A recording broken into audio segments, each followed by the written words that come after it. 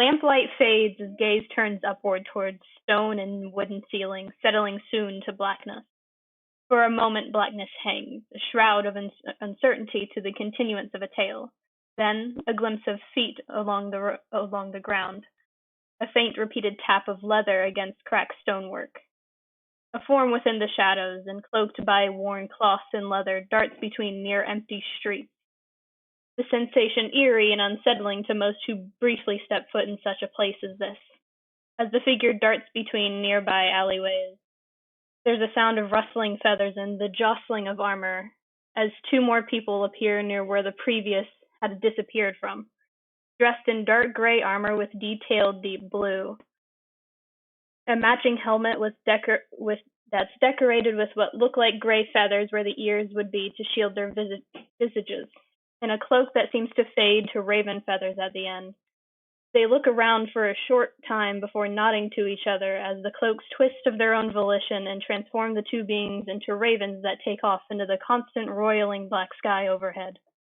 It's an expansive city of dreary and dark atmosphere, and yet it still seems to teem with life, if that's what you could honestly say the people of this place persist with. On occasion, a few groups of people who look elven in nature but changed and twisted to match the landscape of this place wander through, keeping eyes vigilant for any who may try to cross their paths or make their days even more frustrating than they already are. Most are dressed in simple leathers, a smattering of those with cloaks, while all of them are armed somehow. Those who reside here know better than to assume that just because you don't see a weapon doesn't mean there isn't one. Not having one is asking for a knife to the throat, asking to watch your life force drain away from your body. Multiple congresses of ravens fly overhead the city, gathering to swarm around and occasionally fly into a massive fortress at the furthest point in the city. Seated atop a high plateau that overlooks the rest of where the sky flashes ever so often, with something that looks like lightning but makes no sound no matter how long you wait for the thunder to follow.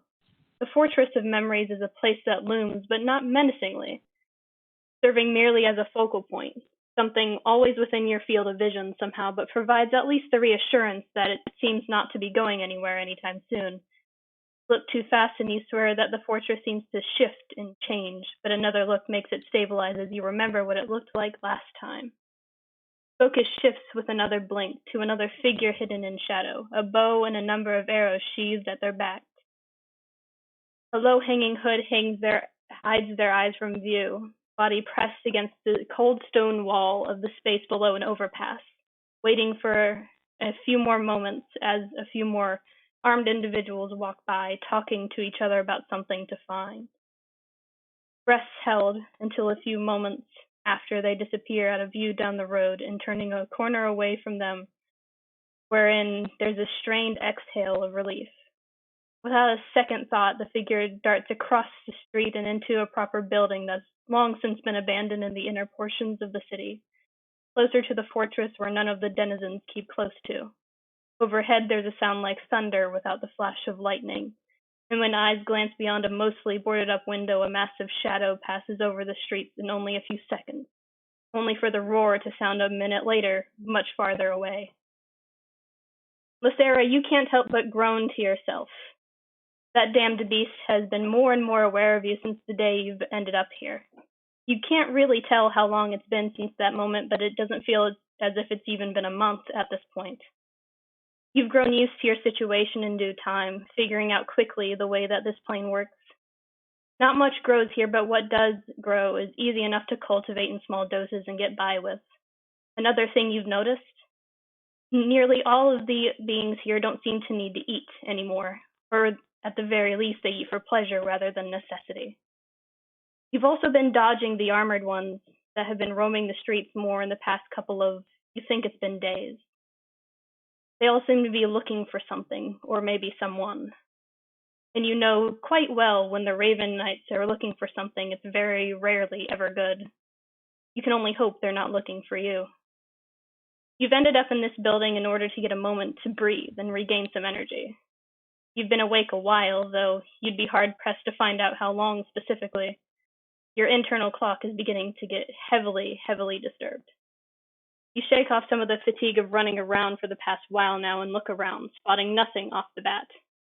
You walk upstairs to check and see if anyone else is in the building. Nothing. A sense of relief washes over you, taking a moment to yourself to sit at the bottom of the staircase, catching your breath, only for you to hear someone to your right suddenly clear their throat. As you snap instinctively to attention to face the sound, you're met with the face of one of the Raven Knights, the helmet of dark gray armor being set aside for the time being to reveal the person underneath. A human male that looks about in his mid to late 30s, pitch black irises, and a faint shadow of a beard to match the curly brown hair, and tan skin that sports a tattoo underneath his eyes of what appears to be black feathers. He's smiling calmly at you as you see him, and he raises one hand with a slight wave. Hello, you have a moment to talk. The drawstring of a bow pulls back ever so slightly. Depends on what you want. He raises his hands in the gesture of what seems like surrender, but you know quite well that this doesn't always seem to be the case here. I would put that down if I were you. It's not a good look for you. I think I've learned better than to let my guard down. Thanks, but it's staying this way. Very well.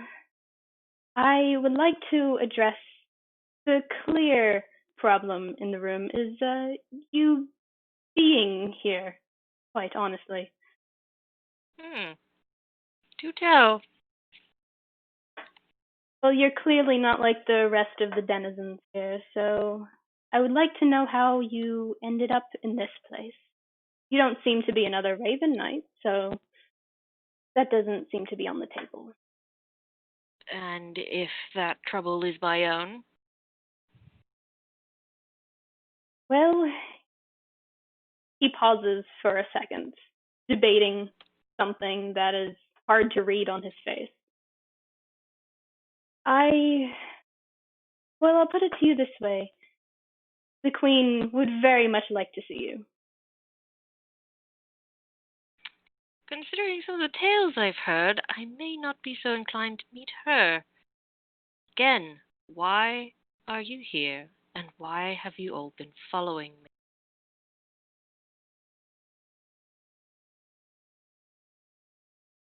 Well, that's a fair point.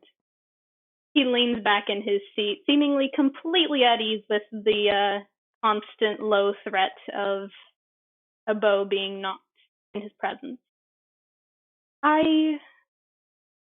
It's hard to put to words, but she's been feeling more generous lately, and she's not the sort for generosity, so it's always a good idea to at least see what she's offering. I would suggest the same to you, but you don't seem the type to trust generosity, especially from, how should I say, a goddess. Depends on the goddess, in all honesty.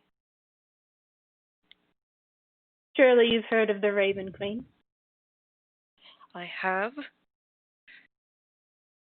but I've learned more as of late. So forgive me if I would prefer to keep my guard up. You're welcome to have your guard up, but I honestly do suggest at least hearing her out. And why would you suggest such things? She has so many knights, so many pawns to move on the table. What would I have other than something that she wants?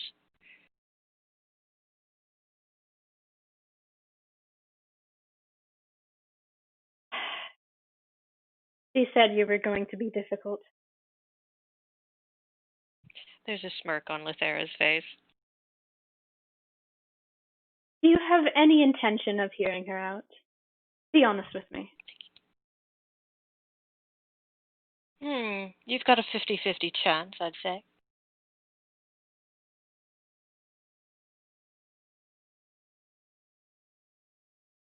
I don't know anything about the arrangement that she keeps speaking about. I'm only the messenger, as it were. So all I can say is that there might be something that you're interested in, and a 50-50 chance that you get what you want just as much as she gets what she wants.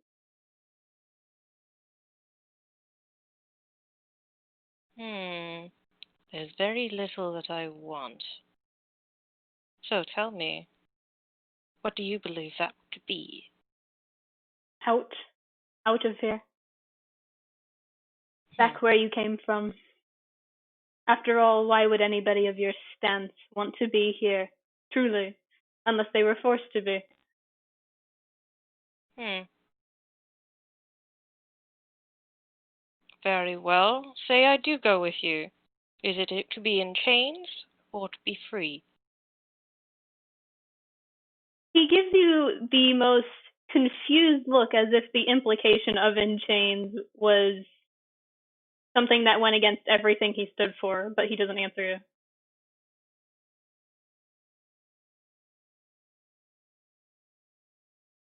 Hmm.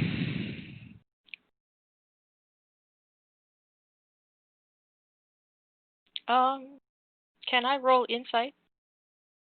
You're welcome to try. Look, I'm scared, but also I should roll for insight.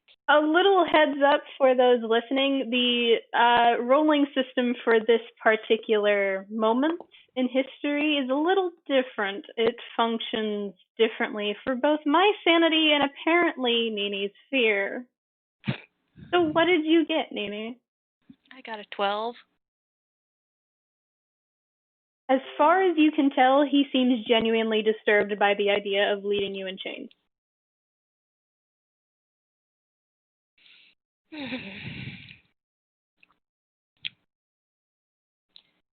Very well.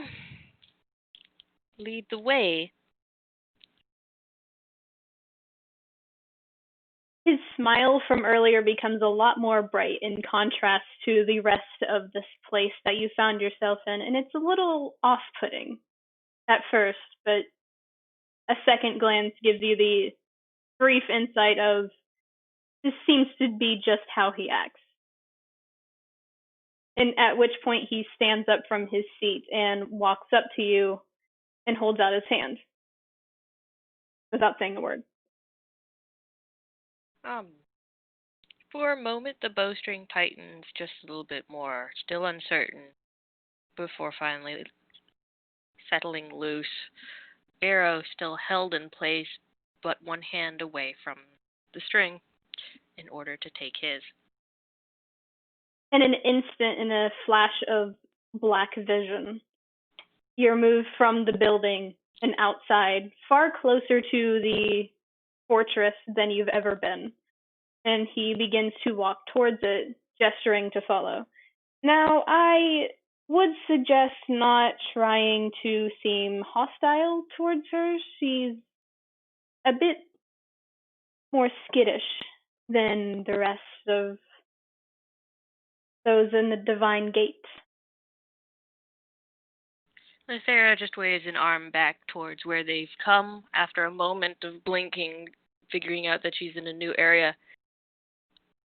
I would enjoy not being hostile, but things have taught me differently. This place isn't the best, huh? And he laughs a little bit under his breath. Not in the slightest.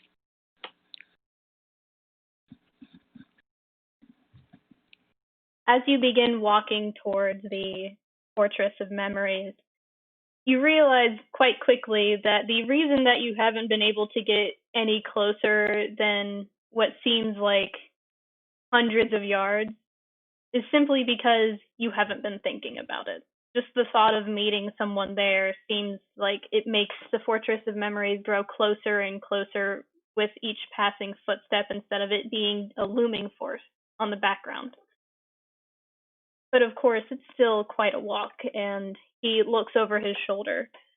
Um, I know this must be hard to hear, but are you aware of how time works here? Honestly, no. Well, things move much slower here than they do out there. I've been in this place for, he thinks for a moment as if he's actually forgotten how long he's been here, and then snaps his fingers. About 258 years now. And I look not a day over 40. For a moment, that brings her feet to pause, a chill settling down her spine. How long had she actually been here? He pauses upon hearing you stop in your walking and turns to face you. I don't mean to frighten you, but I should at least let you know that it's the least that I can do as a Raven Knight, though he looks suddenly put off by something, the look of minor disgust on his face. I don't think my fellow Raven Knights would even care to let you know that, very least, which is very rude of them, but they are doing their job. So, lucky you got me, I guess. Lucky me. As much as she doesn't want it to sound terrible coming out of her mouth, there's decidedly a hitch, I suppose, in her voice of this is not what she had wanted to hear in the least. Or at least her boots start moving again. Once again, he starts leading, this time in silence, seeming to notice that he may have said something a little bit off kilter for somebody who may or may not want to be here, like he does. And this silence continues for 5 minutes, 10, the fortress looming closer and closer every time you look up to face it. And the more you grow closer to it, it becomes even more daunting. Not in the way of actual fright or something of going to a court, but it's more along the fact of it seems to just grow and grow without stopping, seeming to reach towards that roiling storm that never seems to end overhead. And there's another flash of lightning lighting up several congresses of ravens, spotting just a few of them going into the fortress and some coming out. But the Raven Knight doesn't seem startled in the slightest. Perhaps he's used to this after how long he's been here. But he's walking facing forward without any care as to how off-putting the rest of this society must be for someone who is rather recent to the exchange. After about what Lithera at least understands where she is and puts her bow away, and the arrow as well, though her one hand does stay at her hip where a dagger is sheathed. After about 25 minutes of silent walking, though awkward as it might be for some people, you come across a large set of doors, far too large for pretty much anything that you've seen to be normally walking in here. It looks more grandiose than you would expect, and for a moment, you don't know how, you almost forget that there is a dragon roaming about, one that has, as far as you've been feeling, been hunting you. And you quickly put it aside of maybe this is where the dragon enters as well. And the Raven Knight that has been leading you this entire time walks up to the front and talks to a couple of the people there, very quickly exchanging words as if this is a normal occurrence to bring somebody off to the side into the Fortress of Memories, and the doors give a heavy shudder as if they're not used to being used that often, and then opening inwards towards what seems like a completely dark hallway. And he gestures to go inside. After you. Lithera gives him a weird look before walking past him.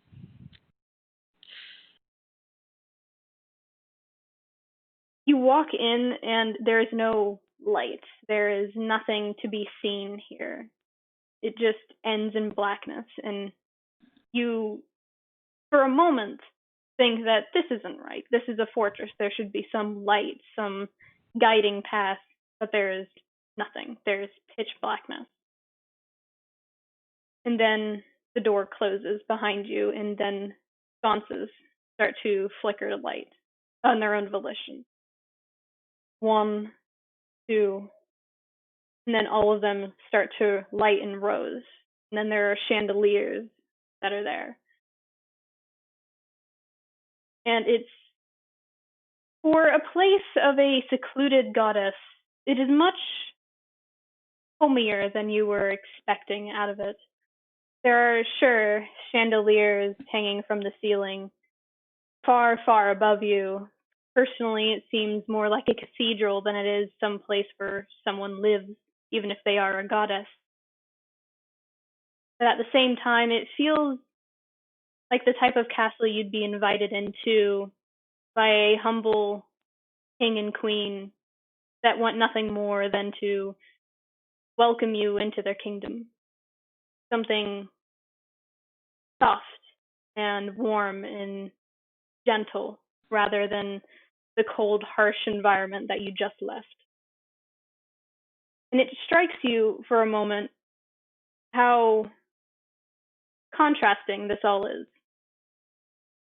And then you hear the clearing of a throat behind you, and the same Raven Knight walks past you again. You seem a bit off. Have you never been in the fortress?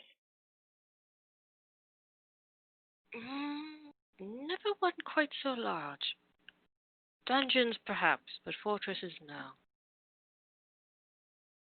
Well, this might be a delight to you then. And again, he sounds a bit too cheery for the type of lifestyle that he lives.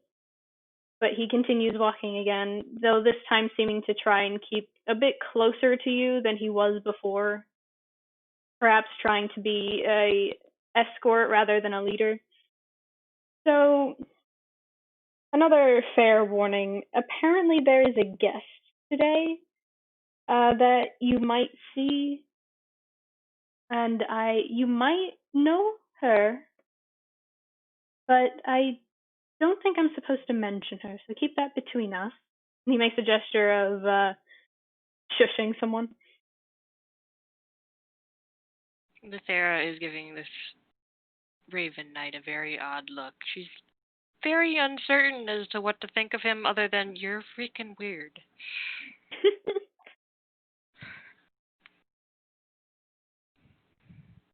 Right, so what do you know about the Raven Knights?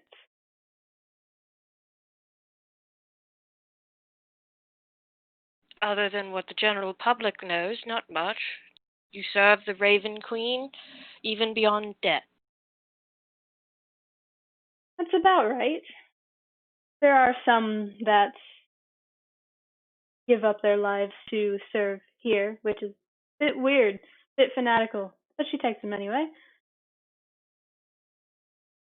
So, you genuinely don't know anything about this plane, do you? Not one of my realms of study, no.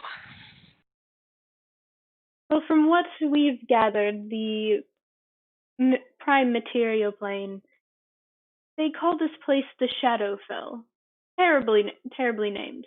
It sounds really ominous. We're not that bad. But She gives him a side-eyed look like, no, really. I hadn't noticed. he laughs nervously as if he's trying to understand what other people see as ominous or eerie, but it may be the exposure to how long he's been here that he just doesn't seem to quite grasp it. Well, I can at least offer you this much. It's much nicer once you get used to the people. Sort of. I wouldn't know. So far, it's just been hunting season, shall we put it? They must smell fresh blood. Sorry about that. She doesn't look impressed. It's a hazing season, I guess. It's not hunting. It's hazing. Lithera doesn't say anything. Apparently she's choosing to disbelieve such words.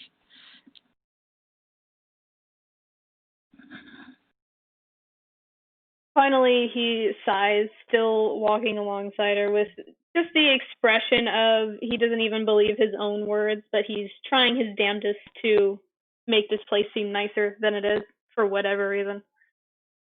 Look, apparently there's just been a series of incidents of our guardian dragon going out and trying to find somebody. Does that happen to be you? He's normally not like this.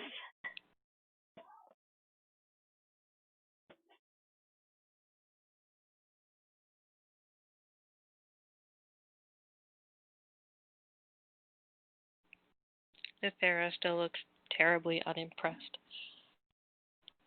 I'm not making a very good case for here, am I? Not in the slightest.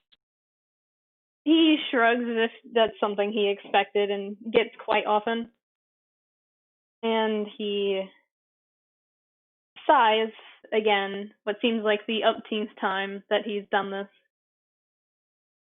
This is a common occurrence for him to try and hype up the so-called Shadowfell and fail horribly. Well, at the very least, you get to meet the Raven Queen, so isn't that going to be just lovely? You get to meet a goddess. How fun is that? Considering the stories I've heard, it could be quite terrible. Oh, she's lovely. She's a wonderful person. Just don't have any reason for her not to be. Just don't be a necromancer. You'll be fine. And you're not a necromancer, are you? As if to be cheeky, Lithera casts a cantrip called Chill Touch. Just holding her hand up and waggling fingers at him. You've done this to me on purpose. Yes, I have.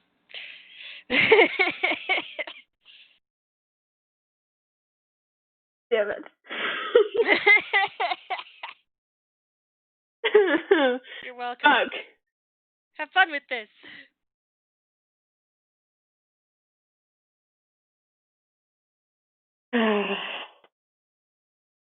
God damn it. You caught me off guard. Yes, good. Your turn, motherfucker.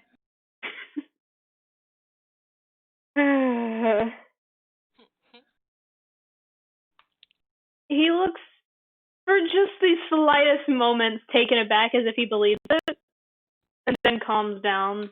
It's in a similar vein of when you accidentally catch someone off guard and they jump and they're just like, God damn it, under their breath kind of situation.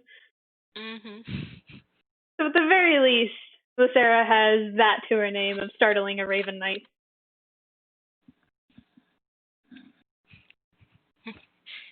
Oh, sorry. Just say hello to the skeletal hand. It's very nice. Very pretty. Enjoy it. It's at that point that he sighs again. It's rather heavy this time, and you swear he almost hurts himself doing it. As if, again, used to the tomfoolery of someone trying to scare him. And for someone who's been a Raven Knight as long as he's said he has, the fact that he's startled by such things is a testament to how long other people must have served to get used to it. Okay, you've got humor. I'll give you that much. At least you haven't lost that. Yes, that's fun. Everything's dandy. I'm not certain if that should be a dandy idea, that I'm making fun in such a situation. It's completely up to you. Sometimes she has a sense of humor. She seems unconvinced. He really only has a sense of humor with one person, I've realized. Never mind, that's not the point. Point is, you'll do just fine. Lithera lets out a long-suffering sigh. So Sarah has the, fucking ADHD. Yeah. Why do you keep giving me ADHD characters Sorry! to fuck around with? Have it! Look. ADHD night. It's okay. Like the ADHD DM. Stop.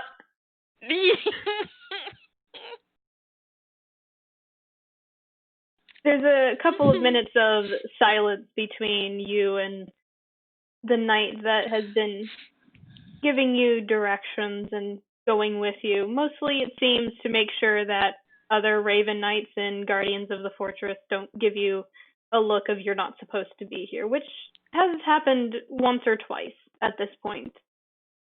Of this person doesn't have the correct credentials to be in here, essentially, is the look that you've gotten a couple of times, but then quickly brushed aside as if the person next to you is your credentials.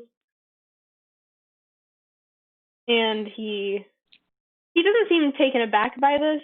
It just seems to be his job of leading people in here. So whatever rank he is, it must be quite low. Or at the very least, he hasn't tried to get much higher than he is. Messenger indeed.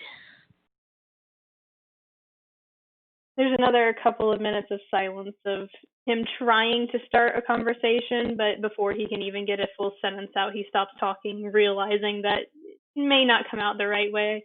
Stuff like trying to talk about the dragon or talk about his goddess, and then stopping and realizing maybe I should just leave that up to someone else to talk about. Kind of awkward and bumbling, but a different tone compared to the rest of the Shadowfell.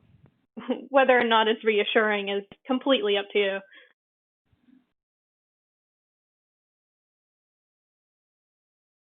I keep making ADHD characters because I keep doing this to myself.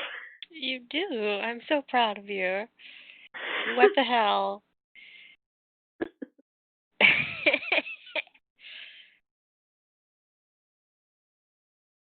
He eventually stops before another grand set of doors, though this time they look far more decorated and well maintained than the one leading into the fortress itself.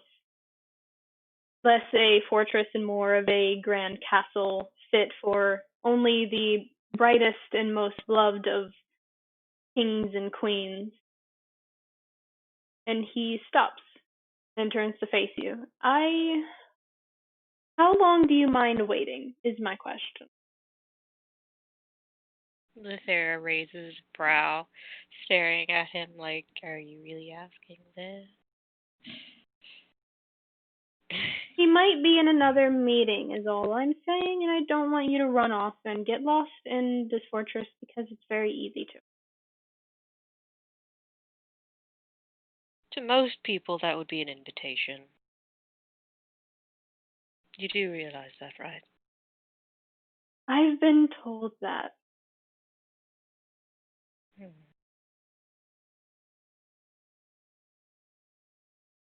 I wouldn't suggest trying to get lost. She doesn't answer whether she's going to stay or not. I wouldn't suggest trying to wander because the fortress likes to change a lot.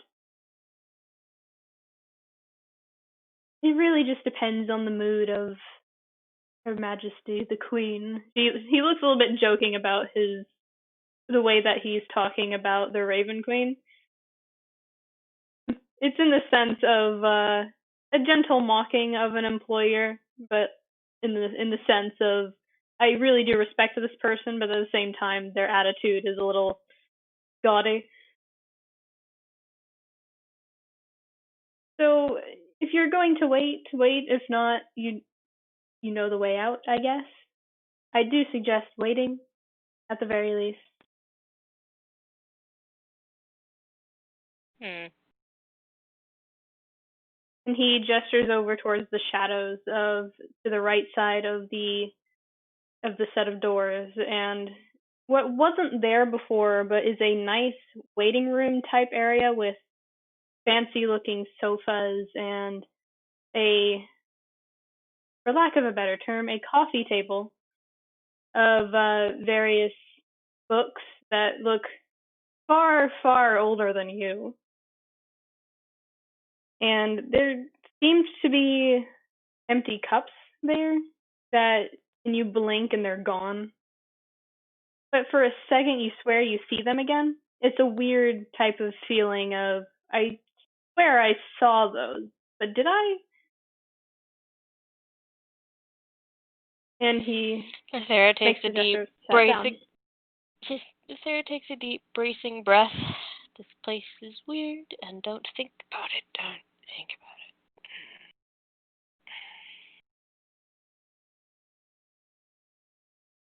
I should be back shortly with how long it's going to take. And maybe in the meantime I can answer some questions while we're both waiting. Does that sound all right to you?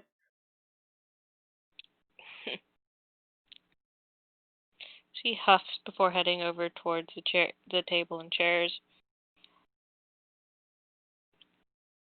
I will take that as a yes. I will be right back. And he slips into the doorway that seemed to have opened on its own without a sound, and it closes behind him. So, Lithera, you're currently sitting in essentially the waiting room to the Grand Hall, where you assume the Raven Queen to be. And you're completely by yourself in a place that, as far as you know, changes quite often compared to what you've been told. Are you going to stay there? Um, yes, but perhaps not as entirely intended. To elaborate. Lithera is going to take out a friend of hers and set it before her on the floor. Of all the strange things in the world, at least there's one thing that's normal. Well, sort of. A small green owl statue. Yeah, I figured that's what you were doing. Here, You're fucking owl. let me just throw another monkey wrench at you. Here we go.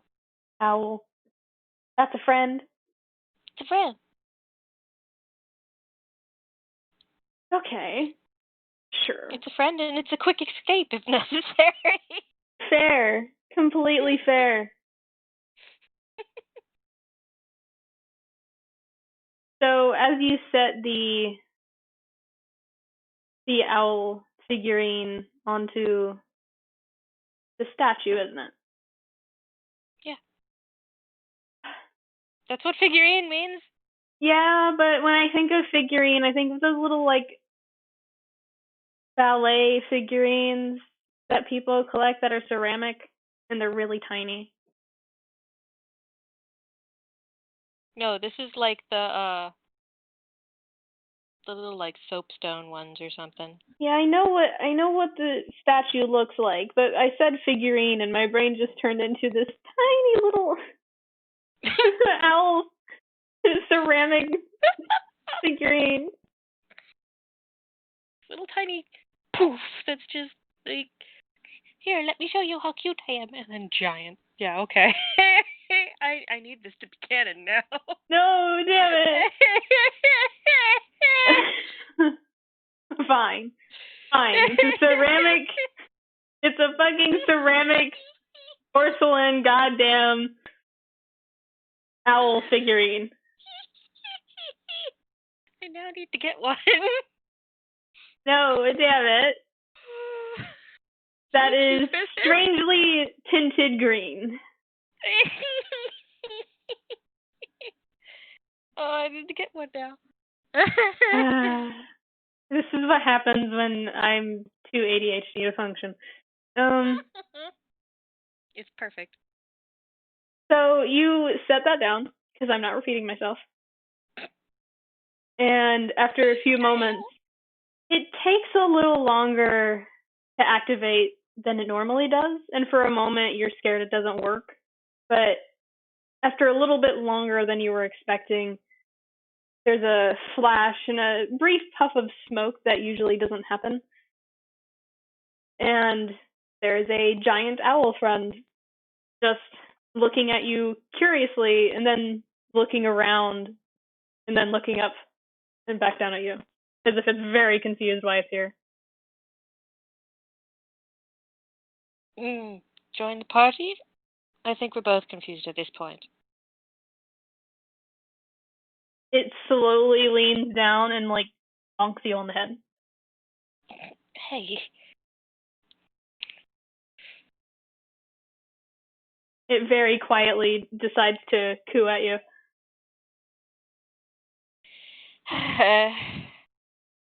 You cannot give me a bird!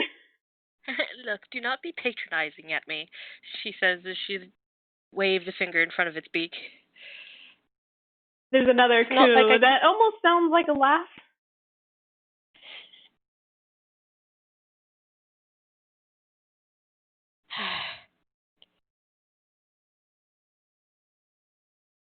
It leans down again as if it's threatening to bonk you on the head again.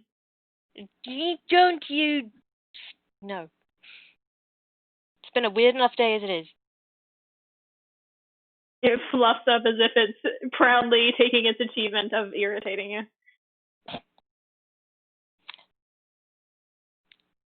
That is definitely a moment of she lightly pokes at its fuzzy chest. Like, how dare. Petulant child, how dare. You can't give me a bird, lady. Guess what? You have a burb. It's like giving me the pseudo-dragon. Too bad. It's your turn, motherfucker. You realize nobody's going to understand what you mean by giving you a pseudo-dragon because of the fact that I haven't posted those. Oh, I know. Don't worry about it. Delightful. Now you'll just get bombarded with questions. Fine. So you have your bird, and it's been about 5 minutes of this tomfoolery. Bird that is very proud of itself for being able to irritate you at this current moment. What are you trying to do?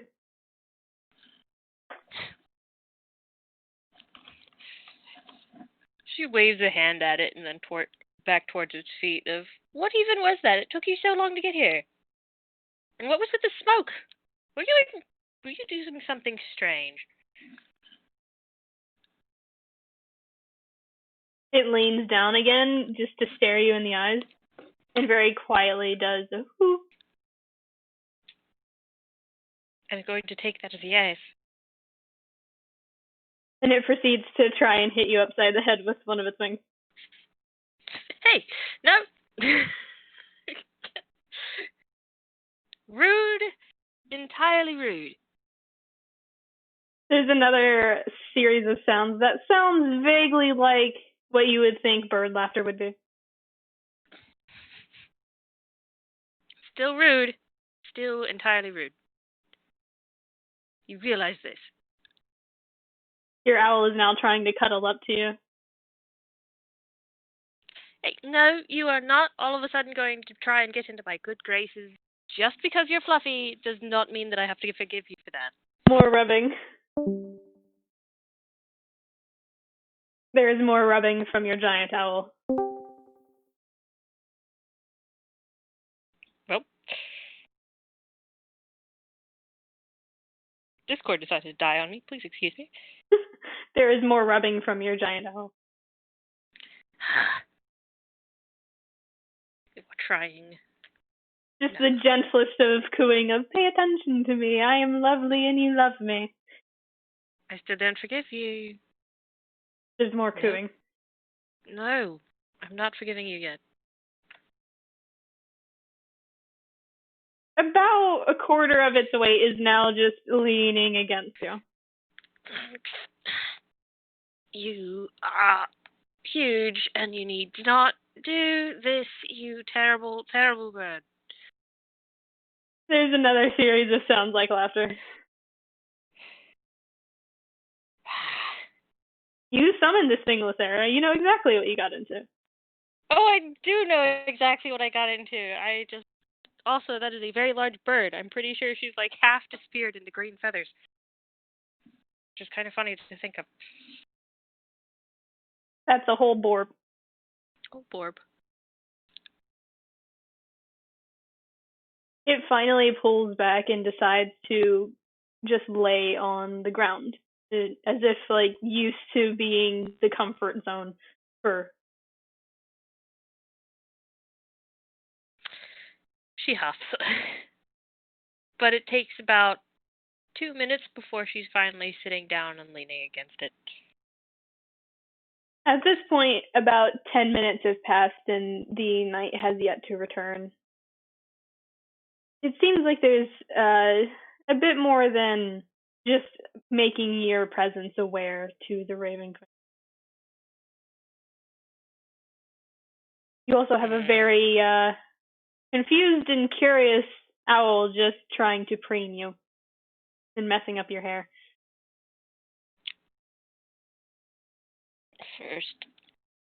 First thing you do is knock my hood off, and now this.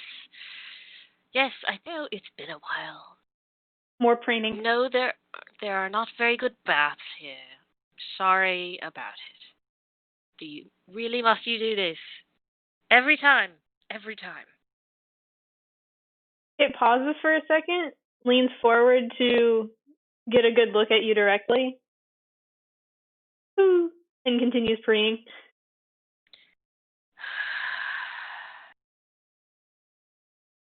It does not seem to care about the fact that you don't have access to proper bathing at this current moment.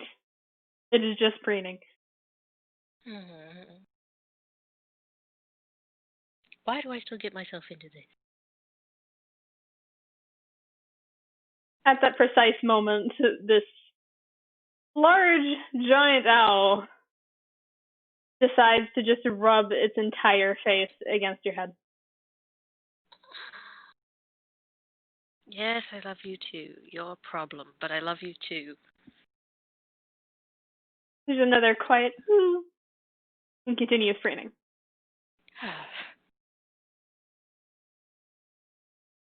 I love how like good solid 5 to 10 minutes I've just been astral playing Lithera in an house. Delightful. I did this. Hi, welcome to Derailment, D&D style. After about 20 minutes of messing around and puffing at your giant owl, the Raven Knight from before walks out of the grand set of doors, and it closes behind him again as he initially goes to walk over to the waiting area that was there before, and then notices that you're not sitting on one of the chairs or the sofa, and then looks around and sees you with an owl that certainly was not there before, and just gives you a look like, what? She raises a brow and crosses her arms over her chest, daring him to comment. He raises a finger as if he's going to, and then I actually need you to roll intimidation for that. Okay. It's been established that he just says whatever he wants. Yeah, no, that's a 9. Poor Lithera. I don't mean to be rude, but that's an owl, a very large one. Why is it in the fortress? Because it's in the fortress. That's not the answer I was expecting, but I guess I deserved it. Why do you need an owl? Why wouldn't you need an owl? Again, not an answer. You're not being helpful. This isn't helpful. I hope you realize this. You're welcome. If you could see a happy-go-lucky person just immediately drain away all of their energy in a single sitting, this would be it.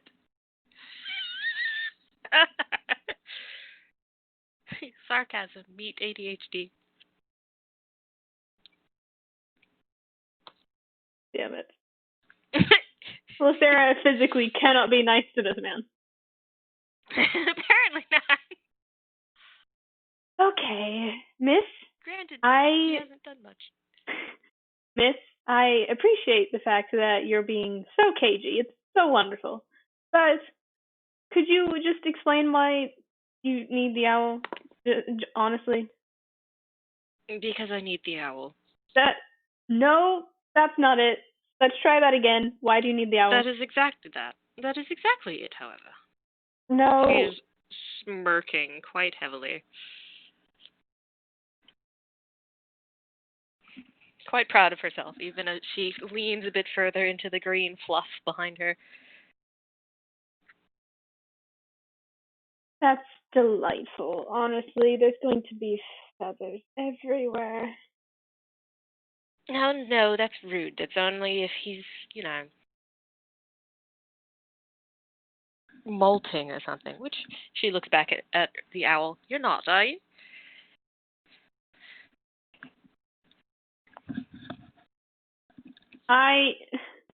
Roll insight for me, just for fun. Oh, no. You're asking for all of the really silly rolls, and I love it. That's an 8. No, he's not molting. Oh, good. Well, as far as you can tell, he's not. But if there could be a interestingly smug look on a bird's face, you have no idea why your bird friend is having the most smug look. Meanwhile, there's a knight that is just so exasperated already.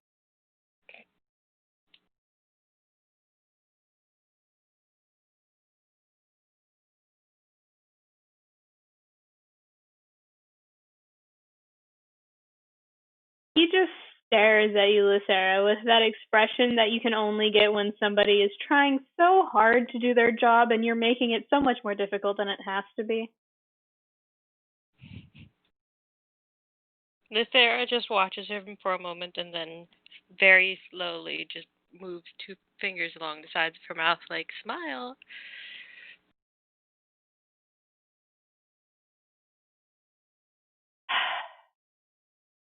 Difficult is really not the word I would have used for you. Impossible is what I would have said. But alright. I don't know why it couldn't have been James. James would have been lovely. Why me? I was doing just fine. He seems to just be mumbling to himself about how terrible a gig this is. You're still not helping your case about how quote-unquote nice this place is? You're the one that's not taking any of my words at face value. Why would I? At the very least, we're not trying to kill you. Give us that. That has yet to be seen. Why would we want to kill you? Again, she gestures towards whence they came. Hunting season. As I keep saying, it's a hazing period, not hunting season. I don't believe you. You have no reason to, apparently, even though I've done nothing to warrant your distrust. Well, certainly, just appearing next to someone when they think they're safe is reason not to trust them at all. No, of course not. I was there the whole time. It's not my fault you didn't see me.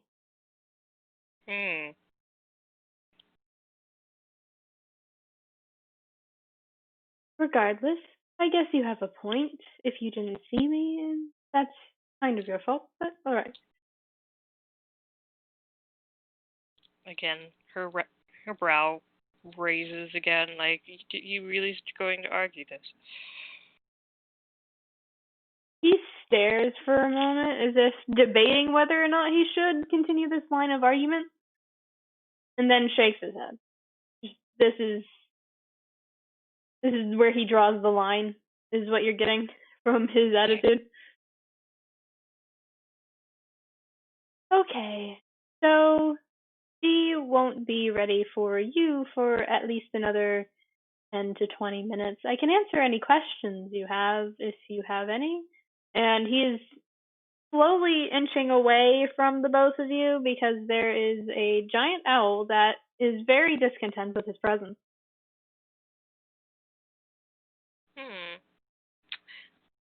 Sounds fine to me. A few questions can go a long way. He inches away again because the owl is intent on trying to scare him away. Just puff up the chest and go, nope. What do you want? Kind of attitude. Your bird is scaring off the person trying to give you information. Not sure how you feel about that one. Rather proud, actually. A little bit of power after being powerless for so long is a very nice feeling, I'm sure. All right, then. And do speak truthfully to me. If you would, I'm pretty sure my friend here would not enjoy hearing a lie.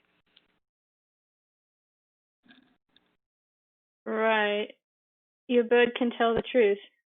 Or that I can actually not lie. Are you casting a spell or something, or is this just a threat? He's very wise. He doesn't seem to believe you. I'm glad. Ask away.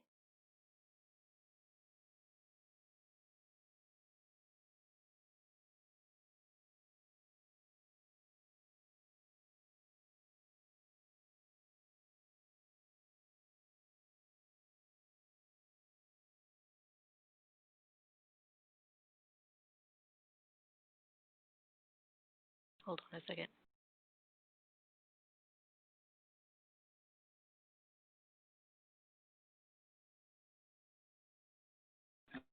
Okay. I was getting messages from work. Hang on. Alrighty. We get. Sorry. You got adult life things to do. It's understandable. I do.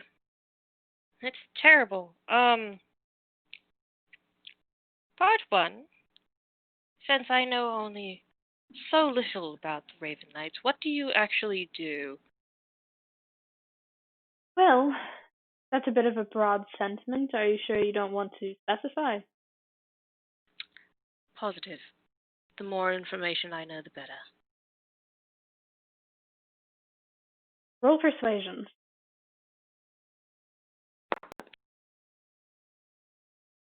You're just not being nice to me today. That's a 5. Okay. Well, we serve the Raven Queen. We make sure that anybody who upsets the natural order of life or death is taken care of as quickly as possible. And any runaways, shall we say,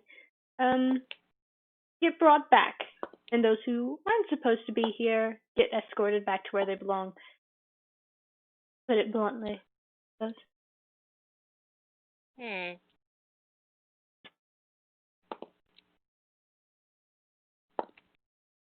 you having problems with your dice today, Nene? Yes.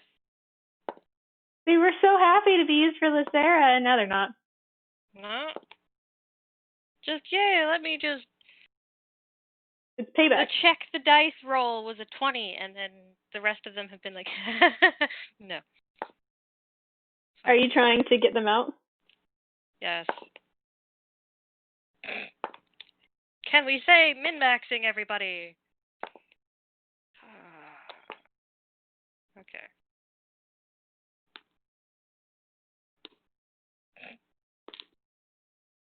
Oh, there we go. Okay. 3. All right. Then you would know better than me. What of your queen? What about her? I know very few things about her. That she searches for unpleasant memories to keep, and those that wander here should be wary. And of course, that she keeps lord over the between of life and death. All of which are entirely correct. She finds unpleasant memories the ones that give meaning the most interesting. If that's what you mean by unpleasant, then yes, she absolutely adores unpleasant memories. As for everything else, well, it wouldn't be Faith if we knew everything. If you knew everything about your god, would you still have faith in her? Without question. He shrugs as if that's a personal thing.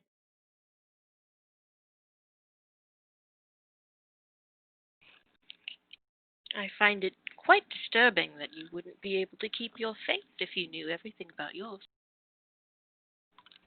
That's not what I meant, but I suppose I did say it wrong. I usually don't talk to people about my faith in the Raven Queen. They find it a bit disturbing in and of itself. To each faith their own. The only wrong thing that can be with faith is if you harm those who do nothing to deserve it. He just smiles at you.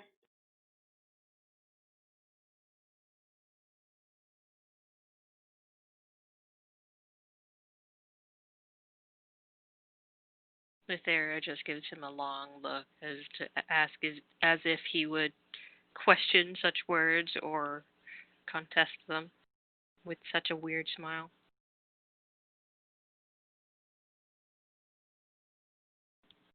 Sarah, that is precisely what we fight against, even for the others. The ones that look down upon the Raven Queen, especially beyond the divine gates. We make sure that the heretics get punished. The ones that hurt without regard for what the actual teachings say. How's your rolling, by the way? It doesn't seem to be going very well. Look, I just got 2 1s in a row, and I'm not happy about it. I just keep hearing rolling on the recording. I'm just like, oh, this can't be good. Nope. There's another one. But today is just apparently a fuck your luck day. Okay, I'll just have to deal with it. That's fine. So do you have any other questions, Lithera?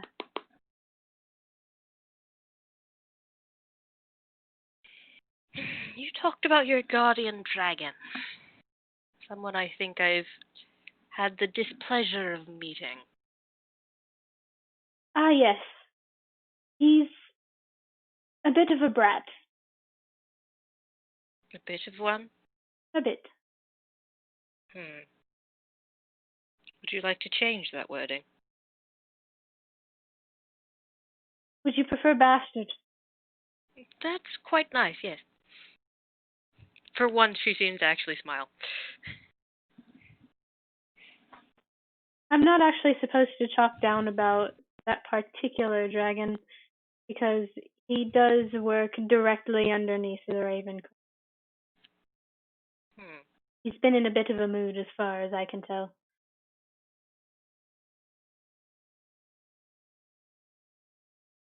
Well, it'll keep you from talking down about him, but I will happily still call him bastard. Try not to get yourself too close to death. Then we might actually have to keep you here. I've survived thus far. So far, yes.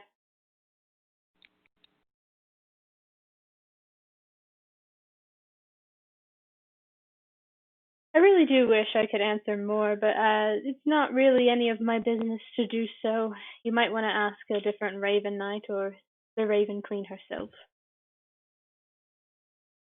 So far, the only Raven Knights I have seen that are not immediately hunting me have been you.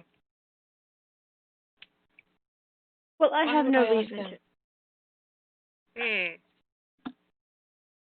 That still puts quite a smear on the reputation of the others and me talking to them.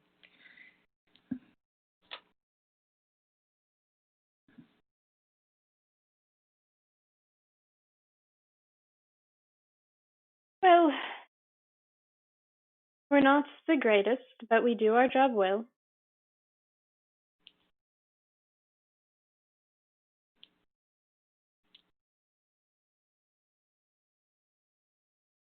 And what would that job be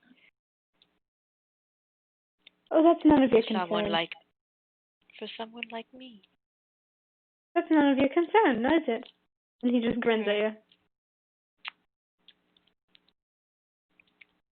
Lithera just looks back at her owl like, this is not helping me stay in this one place.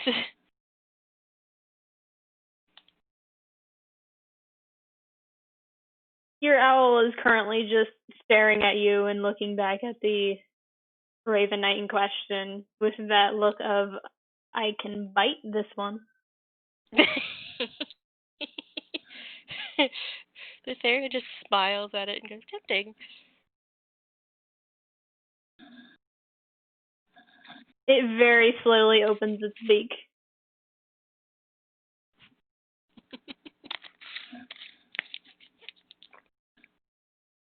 It just makes the chomp chomp gesture at him, and he inches away again. Lithera chuckles to herself, highly entertained. I'm definitely feeling better for all of this. Hooray, a Raven Knight is a little skittish of a giant owl. This is great. He clears his throat. So, I don't mean to be rude, and I have a feeling I have not been very forthcoming. I think your owl is threatening me, which I don't like. It's not fun. Can you call off your owl? No, no one called off the other knights. Oh, the dragon for that. No one commands the dragon. Only the Raven Knight can say anything, and he rarely listens. Like I said, she leans further into her owl. Very well, very well. A fair point. Well, I think you'll be very glad that you came in. I I think it'll be well worth your while once you actually see her and her visitor.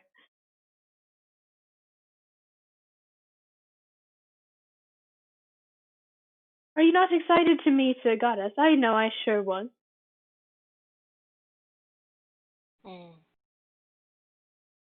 When he says that, he has the look of a child that met their childhood hero.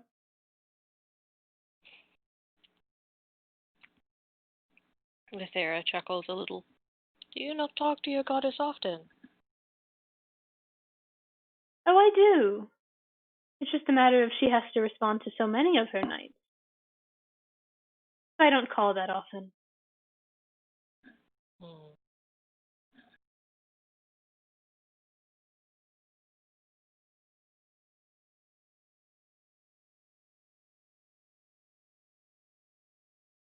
He seems nervous all of a sudden by the line of questioning about the Raven Queen, but he doesn't move, instead looks over towards the door as if to hurry along the process that is taking a little bit longer than he said it would.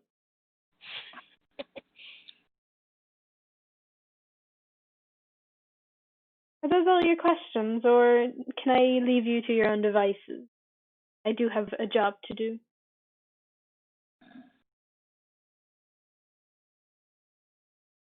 Hmm.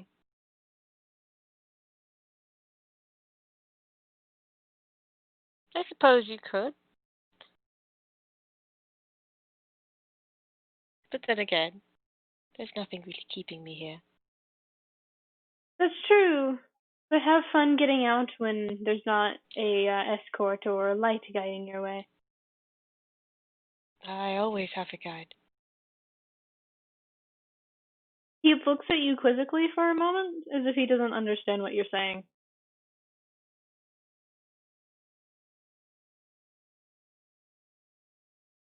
Lithera just smiles. Okay, you are getting weirder and weirder by the moment. Thank you for this. Very nice meeting you, it truly. Hmm.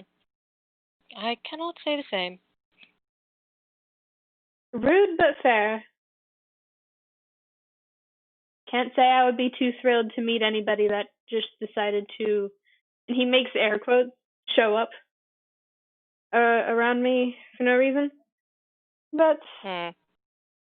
sure, let's just go with the sentiment of I have outstayed my welcome, so I shall be on my way. And he stands up, looks to the owl again, and then heads out the way that you came, leaving you alone in the grand hall.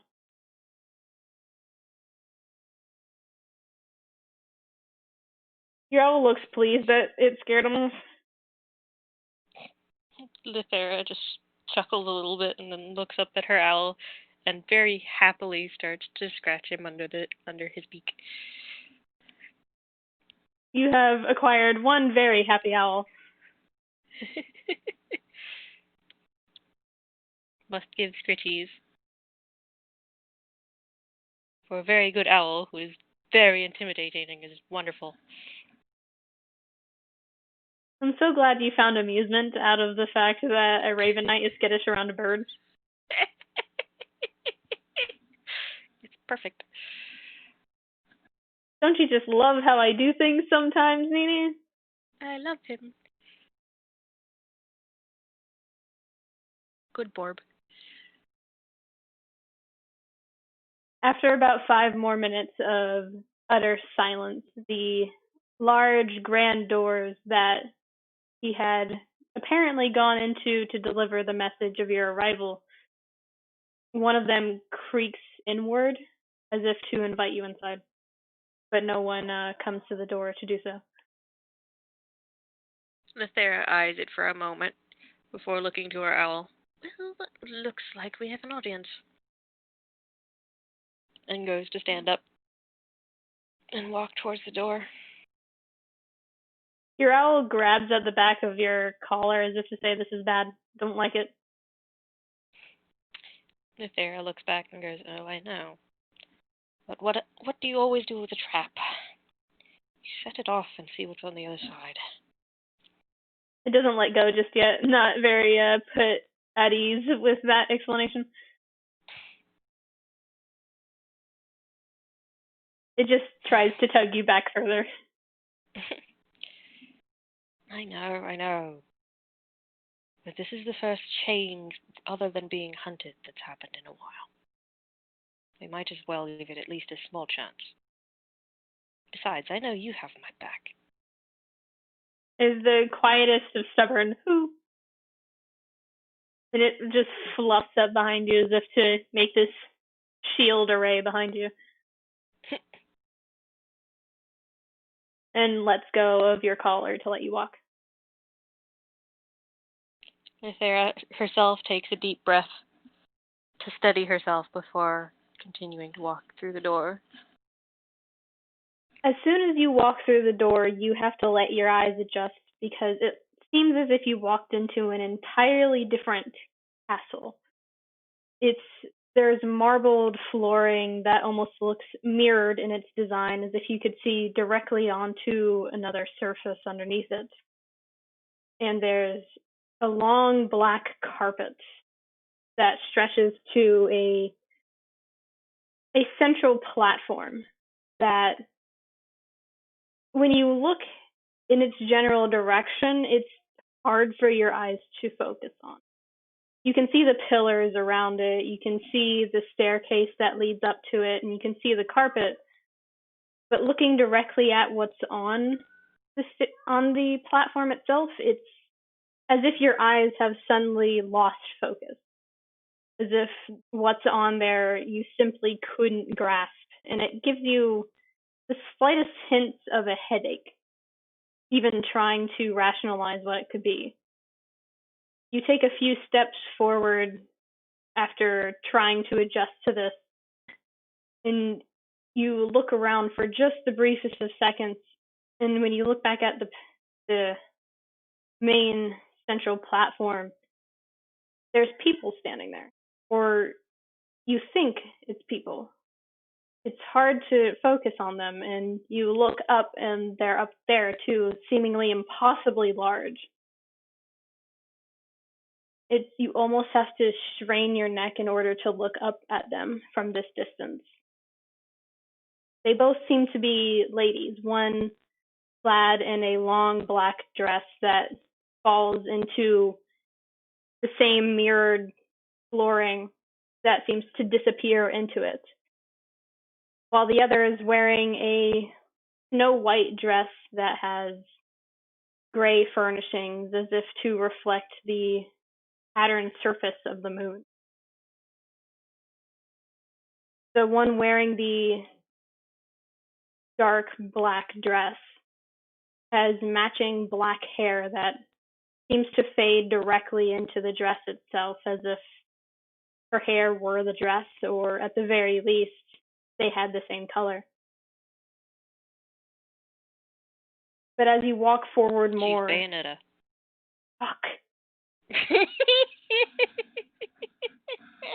I had to. Damn it. Damn you. I did this. You did. You did it to yourself. I didn't even realize what I was doing, but I did it to myself.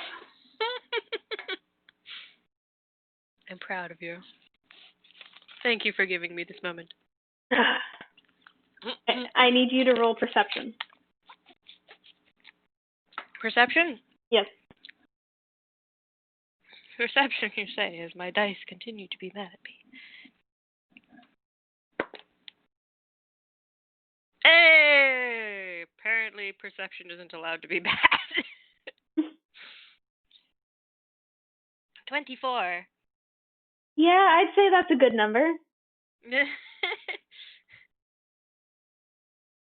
As you look around this time after noticing the two, what seems like women in the central platform, you realize that they're not the only two things to see in here. Around the pillars, there are floating what look like nebulas that have flickers of light and color, and you squint from even this distance and you can see places, people, things. There's the flash of what looks like a battle. Another place, there's a burned down village or a town of some sort that has seen some chaos.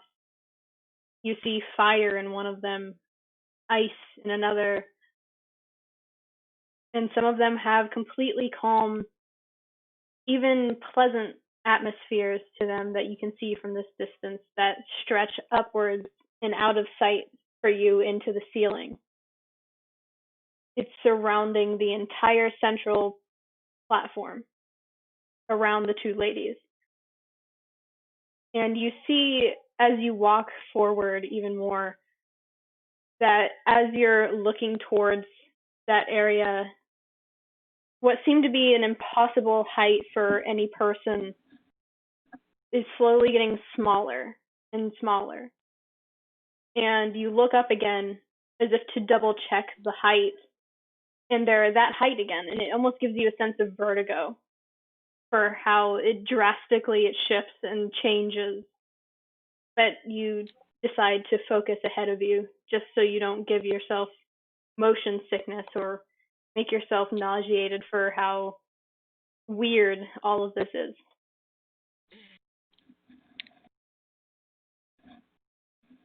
As you approach, the nebulous clouds start to disappear. 1, 2, 4, 8, until there's only a couple of major screens, so to speak, of stuff that you don't recall ever reading about wars and this great dynasty of what looks like several kingdoms merging into one, but played quickly, almost too quickly to gauge anything about.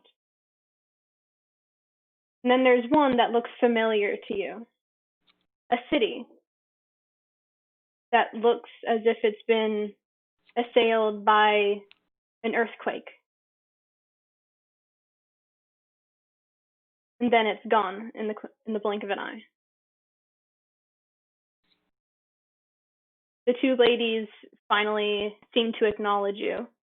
So the one clad in black doesn't say anything. It's the one in white who has curly, silvery white hair with dark skin and a friendly smile with crow's feet around her eyes that are also the same silver as her hair. And she steps down a step from the central platform and closer to you. And she seems so delighted to see you. My child, I'm so glad that you're all right. Oh, can I please roll to know who this person? Because yes, the person behind the character knows, but God. You're welcome to try. Will you let the guide know the stupid thing, or will we not let the guide know the stupid thing? Am I rolling religion here, or what? You Or would perception, be. or... You would be rolling religion here, yes. Okay. Please, dice. And yeah, sure, no. That was a nat one. Whoever the fuck this lady is, you don't know why she's calling you her child because, no. You have never seen this person before in your life and you have no idea who this could relate to. As far as you're concerned, this is just a weird lady who happens to be with the Raven Queen. Everything's fine. Thanks, Dice. I love you too. My luck today is terrible. Alrighty. I love everything. Alright. Lithera gives her a very odd look, uncertain.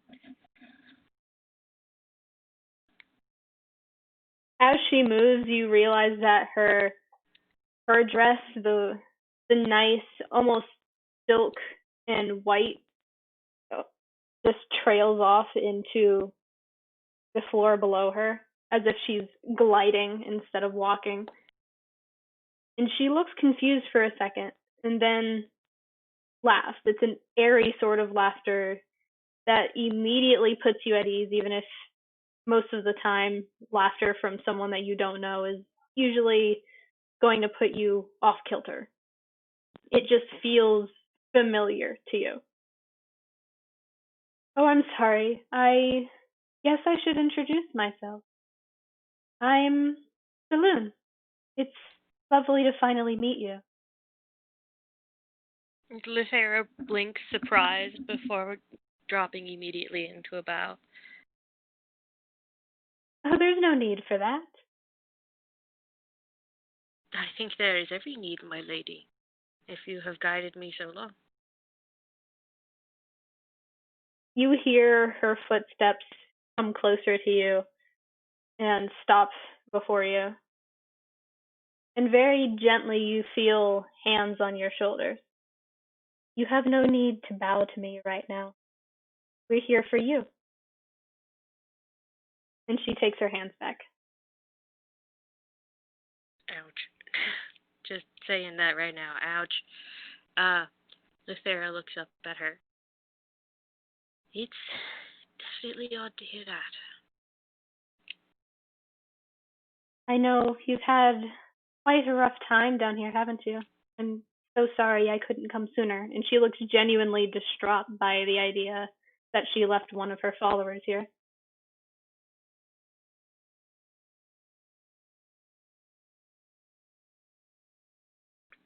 As much as she wants to smile. Her mouth only twitches slightly upward. That's about it.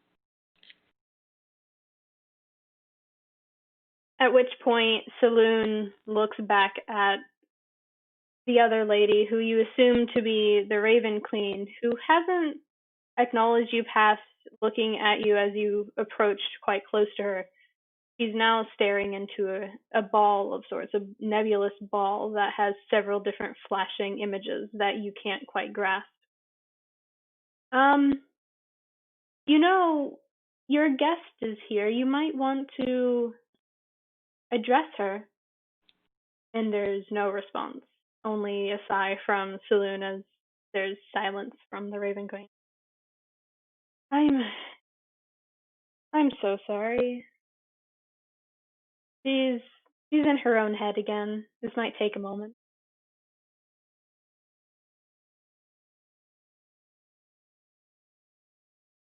Lithera only bows again to her goddess.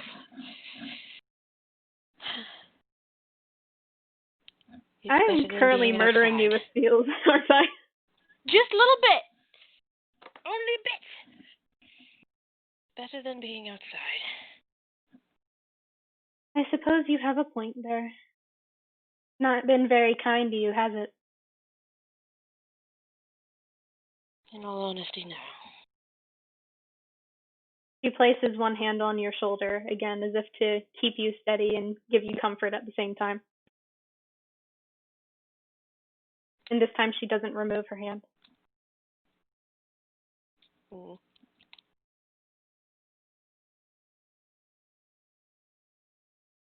My dear, would you please address the situation you called for?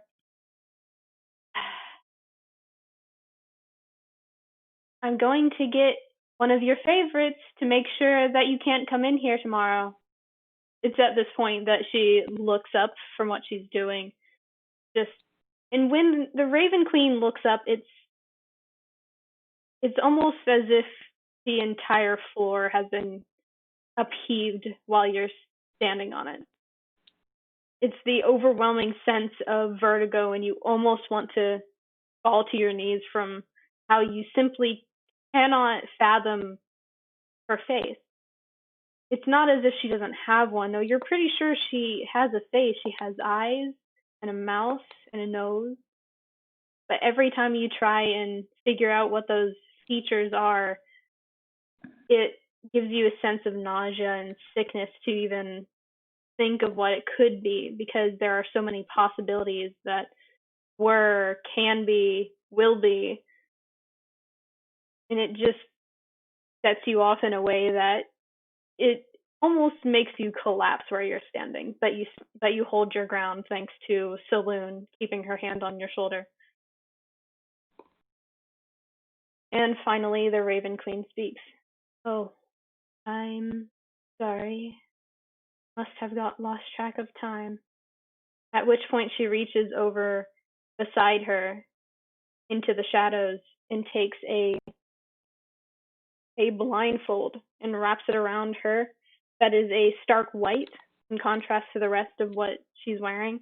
And it settles her features enough to notice that, much like the rest of her, she's dark-skinned, but she has almost what seems like stitch work across her entire face, as if parts of her were made from something else, like putting different types of material into the same quilt. But then she faces you, Lithera. You don't belong here, do you?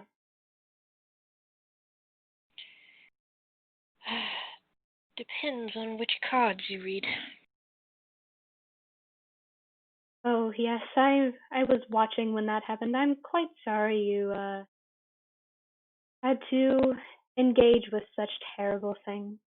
They shouldn't have been made. And she seems disgusted, though her voice doesn't quite carry as heavily with the disgust. Nothing should lead to here.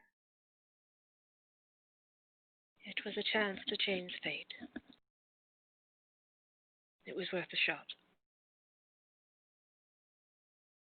It really is a shame that you were not brought back when you could have been, though. Your friends made such an interesting choice. I have to wonder if it was for the best. Sacrifices had to be made. So long as all was well, then that's all that matters. She hums quietly to herself as if the answer that was given was, at the very least, satisfactory to her. And she looks back down into the nebulous space that she has in her hands once more. I, at the behest of your goddess, at the behest of Saloon, I suppose, she has insisted that I let you be free. She says nothing else, now looking up towards Saloon, who seems a bit more nervous than you would expect from two goddesses in the same room as someone who shouldn't be here. Well, you're not. I don't want one of my followers to have to deal with anything that they shouldn't have to. And since only the will of the gods can supersede those cards, well, might as well get to talk to the person who's in charge of the transition between life and death, right?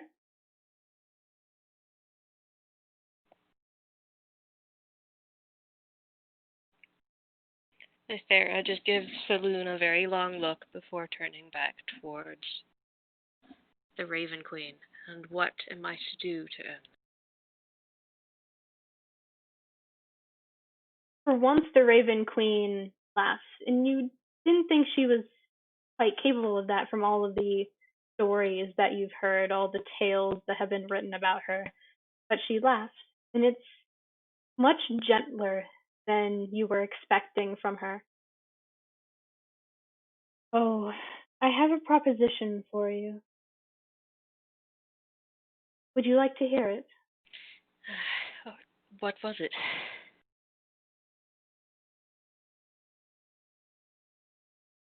Well, it was going to be you had your chance at freedom before and you used it to chance fate. I thought that was a very fitting end for a hero, but Saloon argued differently and managed to change my. So thank her, if you will. At which point Saloon looks down at you and she is smiling the most brilliant of smiles that, being a goddess of the moon, you can't quite possibly fathom how anyone thinks that she doesn't have such a brilliant complexion herself.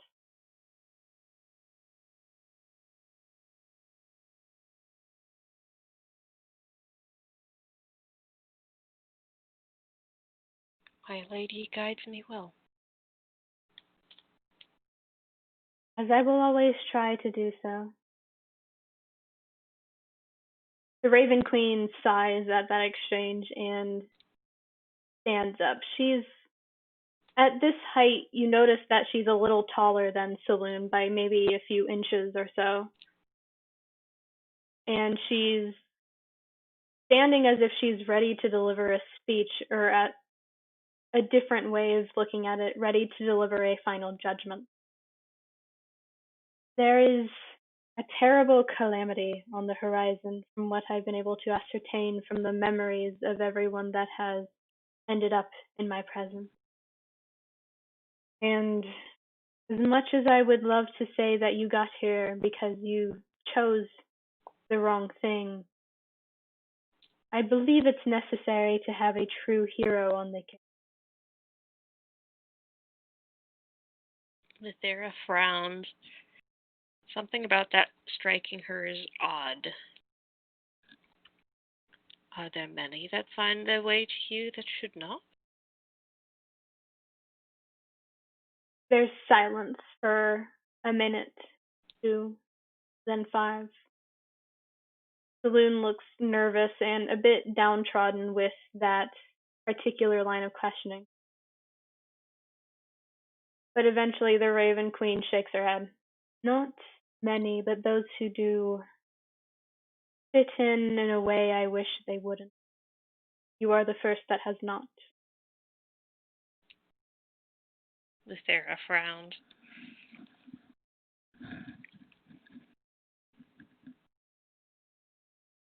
I wouldn't worry too much. If you agree to this, then all will be well. So there is the proposition of I will let you be free from the Shadowfell. I will let you go back to the prime material plane and try your hand at a second chance at the behest of your goddess of Saloon. But I have something to ask of you in return.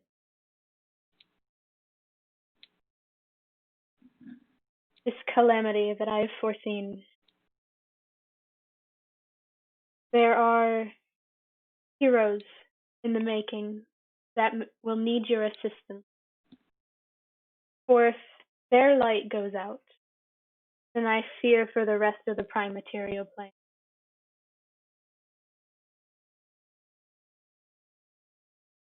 Because the Raven Queen goes silent at that point, as if she doesn't want to talk about something. Lithera frowned, looks at Saloon, and then looks at the Raven Queen once again. If I can be of use to guide those that would bring light, then by all means, I will do it without question.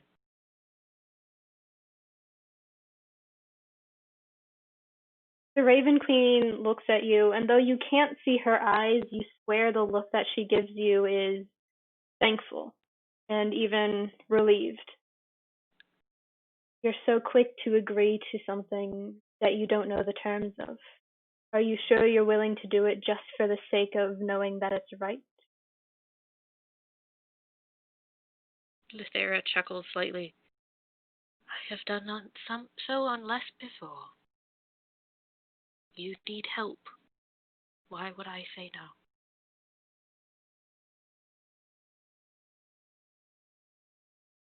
She frowns for a second, as if that particular sentiment is something that she's unused to, or at the very least wish she had more of. Aside from Saloon, my dear, you are one of the first who have given me such kindness.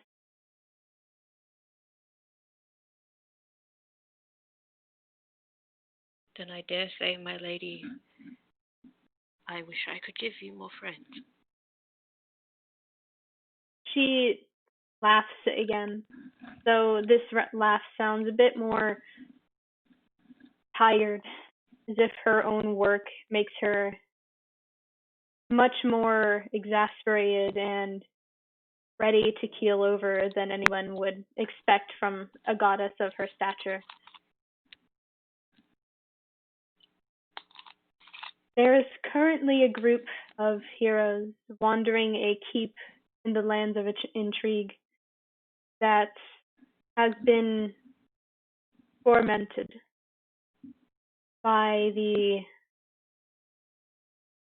essence of my realm. I have not been keeping up on those who wish to expand horizons, and I cannot do so myself anymore. Lithera frowned deeply. Are there more like those that I fought? No, not like those. People far worse. People who I would wish not claim allegiance to. But they do. They were once friends of mine who have taken a dark twist, let's say, on what I believed in. They are trying to expand on what I already have. Expand? Yes. There is already so much question between life and death. How could it be expanded more? There's so much. She gestures to the area around her and then towards both you and Saloon. There is always more to expand, dear child. There's always more to gain, but I want nothing more than to help ease the transition, to help make that path into something far brighter and grander, a little easier to bear. The ones who are trying to expand horizons I wish not to be expanded are doing so of their own personal gain. And I don't know if you're ready to fight them. They are on par with my Raven Knight. I will say this. If you choose to help me out in this regard, then you will have the full aid of my entire army, all if you wish. To ask for aid from any of the ravens of the prime material. They will guide you in the same way that the loon will, but you won't have to wait for the moon to do so.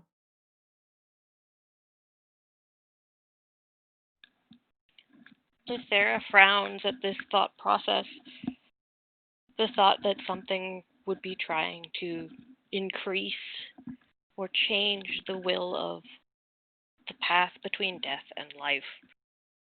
She frowns still at the thought of this would be the first time that she would ever have something like an army at her back.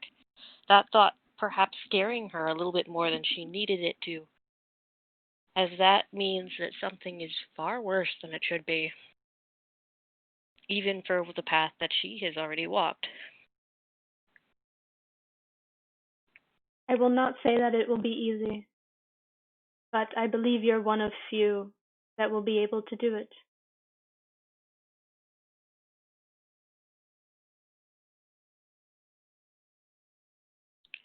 Lithera shakes her head slightly. To think that I would walk a path that is both light and shadow. Very well. With you guiding me, I shall guide those that need it. She slowly nods and looks towards Saloon, who at this point finally takes her hand away from your shoulder and walks over to the main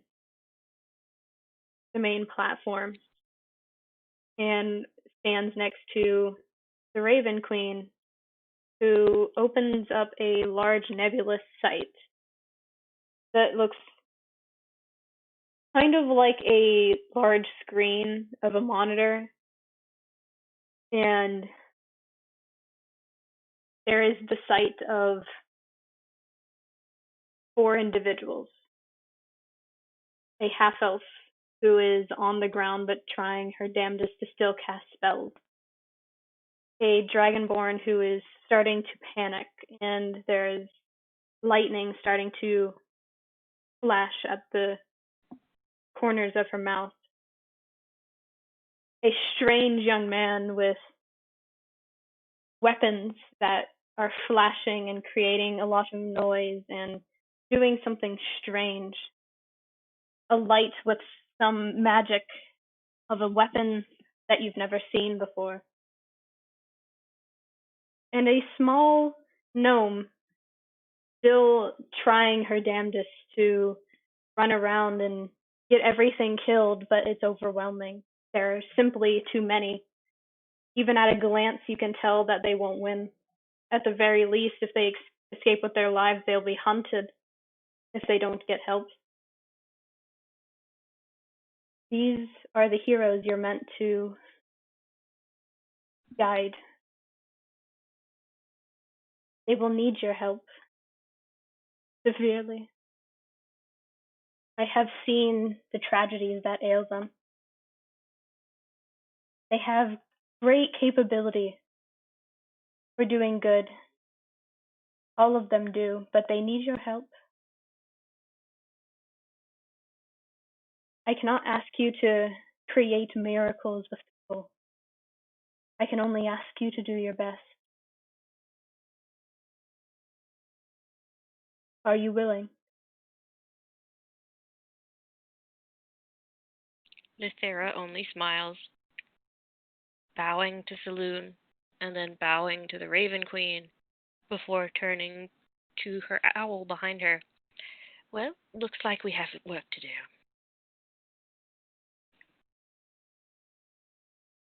The Raven Queen smiles at you, and as does Saloon.